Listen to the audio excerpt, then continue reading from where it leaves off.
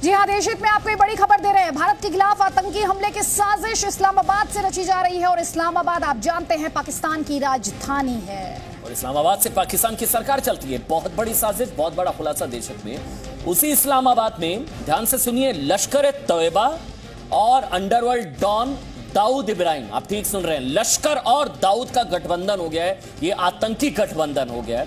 लश्कर और दाऊद ने भारत के खिलाफ एक दूसरे के साथ एक तरीके से एक दूसरे का साथ देने का समझौता कर लिया। ये आतंकी गठबंधन हो गया भारत के खिलाफ। हम आपको इस्लामाबाद में लश्कर और दाऊद की मीटिंग का एक एक सच बताएंगे। साथ ही आपको ये भी दिखाएंगे कि आतंकी हाफिज सईद से लेकर सलाउद्दीन हो, मसूद अजहर हो या फिर दाऊद इब्राहिम खुद ही क्यों ना हो, अजीत डोवल के पास सबके लिए एक प्लान है। वो प्लान कैसा है और उसे कैसे इंप्लीमेंट किया जाएगा, वो जानकारी हम आगे पहुंचाएंगे।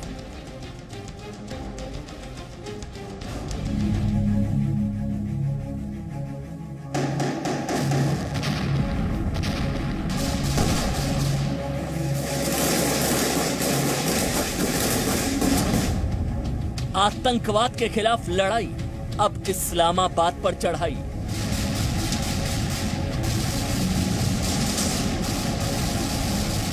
ये सवाल पराक्रम का सवाल है, क्योंकि पाकिस्तान की राजधानी इस्लामाबाद भारत के खिलाफ आतंकी हमले का सबसे बड़ा रणनीतिक केंद्र है।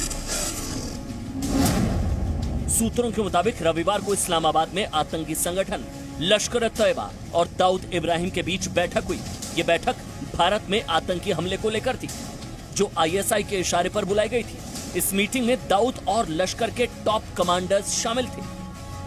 इस मुलाकात में आतंकवादी हाफिज सईद खुद मौजूद था या नहीं, इस बारे में पुख्ता जानकारी नहीं मिली है। लेकिन लश्कर और दाऊद की बैठक से जो बात सामने आ रही है, उसके मुताबिक भारत के खिलाफ साजिश में अब लश्कर और दाऊद साथ मिलकर काम करेंगे।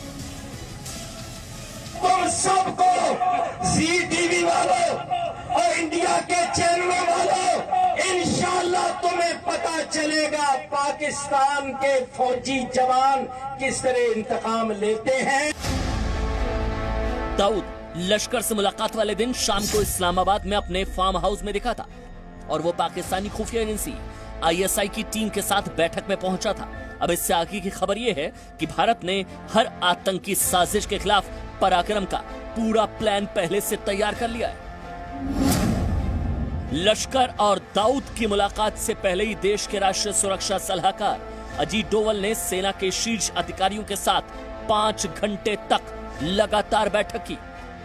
इस बैठक में एक एक कर हर आतंकी संगठन और हर आतंकी साजिश के खिलाफ पूरा प्लान तैयार हो चुका है।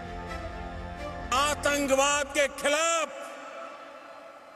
और आतंकवाद को बढ़ावा देने वालों के खिलाफ निर्णायक लड़ाई लड़ी जाए। और आज रक्षा मंत्री राजनाथ सिंह ने आतंकी आकाओं और इस्लामाबाद में बैठे पाकिस्तान के हुक्मरानों को अहम संदेश भी भेज दिया है।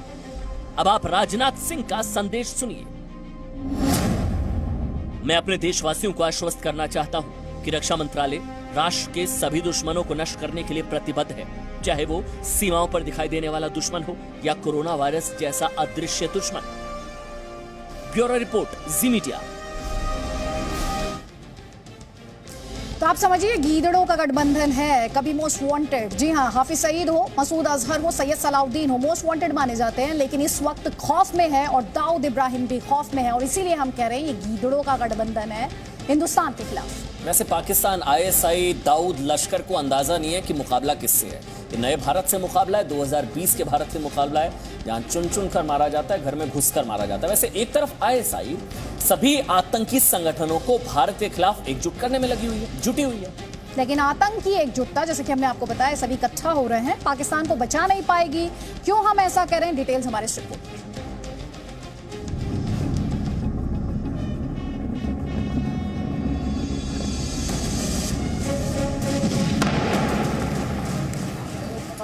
कश्मीर में मौसम बदल चुका है। पीओके पर तिरंगा फहराने का मिशन आगे बढ़ रहा है और यही पाकिस्तान की परेशानी की सबसे बड़ी वजह है। एक तरफ बाजवा की सेना रात रात भर जागकर जमीन और आसमान से पहरा दे रही है कि कहीं फिर से बालाकोट ना हो जाए, और दूसरी ओर आईएसआई आतंक के हरदाव को आजमाने में लगी है। लश्कर दाऊद का गठबंधन हो चुका है। लश्कर और हिजबुल आपस में हाथ मिला चुके हैं। जैश ए मोहम्मद भी आईएसआई के इशारे पर आतंकी हर साजिश में साथ देने के लिए तैयार है।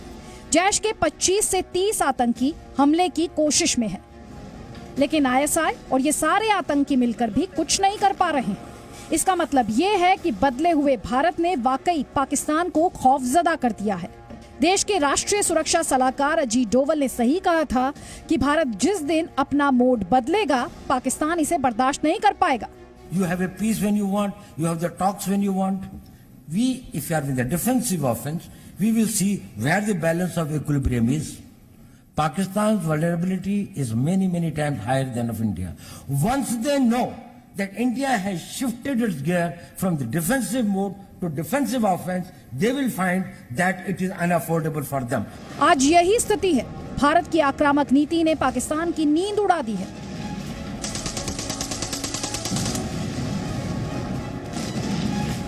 अब दुश्मन का एक एक क्षण इस डर में गुजर रहा है कि क्या पता कब इस्लामाबाद, लाहौर या बहावलपुर में हमला हो जाए। ब्यूरो रिपोर्ट, जी मीडिया। तो दो बातें साफ है, एक तरफ पाकिस्तान में खौफ चल रहा है, डर चल रहा है, और दूसरी तरफ कश्मीर में आतंक का दी एंड होने वाला है। तो आतंकवाद के खिलाफ लड़ाई और अब पाकिस्तान पर चढ़ाई, जिसका जिक्र हमने रिपोर्ट में भी किया।